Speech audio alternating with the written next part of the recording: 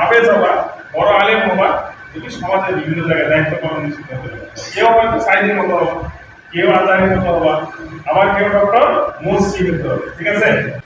আমার পরিচয় দেওয়া হচ্ছে, আমার বাড়ি হচ্ছে বালিয়াডুবি, আমি পেশায় শিক্ষক। আর রাষ্ট্রের প্রয়োজনে, সময়ের প্রয়োজনে আমাকে নির্বাচন করতে হয়েছে, যেটা আসলে আসলে আমার মানে মিশনের ছিল, মিশনেও ছিল।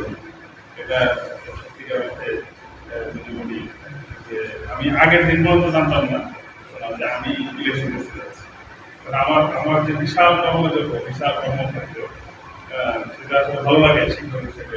এই যে প্রাতিষ্ঠানিক কাজের এগুলো মানে আমি এনজয় করতাম। তো সেখান থেকে আমি বঞ্চিত হচ্ছি এখন কিছু সময় আলহামদুলিল্লাহ, আল্লাহ শুকরিয়া। এটা মূলত বৃহত্তর দায়িত্ব পালনের জন্য আমার ইচ্ছা। আমি একটা বিষয় তোমাদেরকে বলতে চাই, এখানে তারা হাফেজ তাই না? হাফেজ না, হাফেজ হওয়া। আচ্ছা, বলো তো দেখি যে কেন হাফেজে তুমি কি করবা? সবাই কে বলবো কি করতে চাই?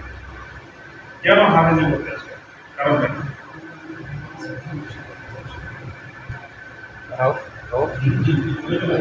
না না, সবাই নেই। কি নাম তোমার? বাড়ি কোথায়?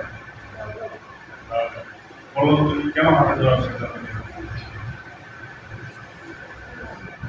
আল্লাহ হাফেজ হওয়ার পরে তোমার পরিকল্পনা কি করে? বড় হওয়া কি করে? মাপে না ওখানে মানে বড় আলেম হওয়া নাকি? এখানে আল্লামা দেলোয়ার হোসেন সাইদের মধ্যে হইতে যাবে, নিজামুল রহমান আজহারি, হ্যাঁ, তাদের মতো কে করে দিতে হবে?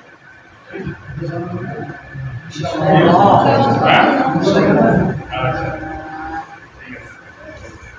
আমাদের প্রশ্ন হচ্ছে যে আমরা এখানে আল্লামা সাইদি হইতে হবে, ডক্টর নিজামুল রহমান আজহারি হইতে হবে, এই যে এত হাফেজ, এই হাফেজকে আমরা কি করবো?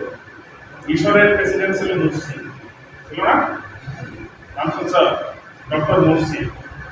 উনি কিন্তু কোরআনে হাফেজ ছিলেন, তারাবি পড়াইতেন, কখনো তারাবি পড়াইতেন।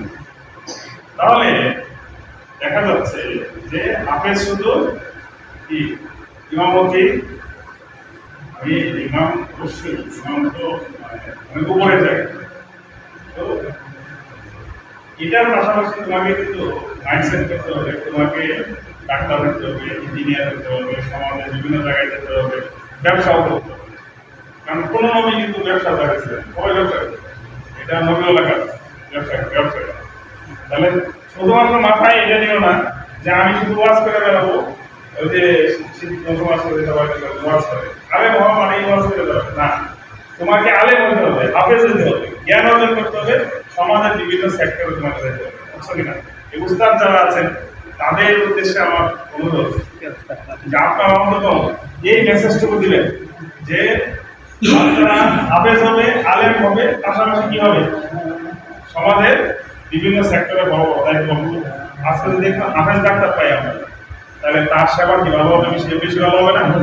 বলেন, সে আল্লাহ ভয় পাবে, আল্লাহ ভয় পেয়ে এসে চিকিৎসা সেবা দিবে। কারো ডাক্তার তো পশাই বলে, ডাক্তাররা পশাই বিক্রি করবে, তাই না? একজন ইঞ্জিনিয়ার হবে হাফেজ, তাহলে সে কি করবে? সে কিন্তু রাস্তায় রডের পরিবর্তে বাস দিবে না, তাই তো?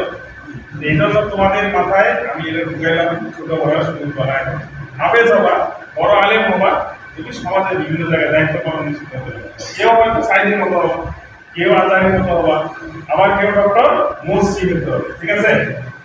এই লাইনে যেতে হবে। তো যাই হোক, আমাদের কথা আর বেশি নাই। আমাদের তোমাদের যদি দোয়া রইল, আর আমাদের জন্য দোয়া করবা। সামনে দাঁড়িয়ে পাল্লা মনে থাকবে, আমাদের সাথে কি বলো? দাড়িপাল্লা। বলো একটু, প্রতীক কি? প্রতীক দাড়িপাল্লা। দাড়িপাল্লা। দাড়িপাল্লার কথাটা আসলে বলতে হবে, বাবা মাকে বলতে হবে, বলতে পারবো না?